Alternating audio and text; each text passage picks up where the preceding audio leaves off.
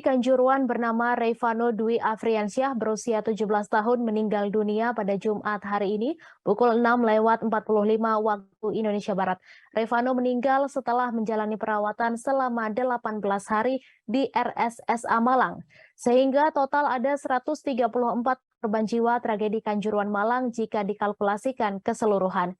Kabid Pelayan Medik RSSA Malang, Dr. Iwayan Agung mengatakan korban merupakan pasien rujukan dari Rumah Sakit Hasta Husada Kepanjen. Wayan menjelaskan Revano tidak pernah lepas ventilator. Kondisinya pun naik turun. Revano disebut mengalami luka di kepala, tulang dada, tulang navikula, hingga cedera kepala. Wayan juga menyebut selama di ICU, nafas Revano tidak stabil. Diketahui sejak dirujuk dari Rumah Sakit Hasta Husada Kepanjen, ia tak pernah keluar dari ICU dan tidak lepas dari ventilator.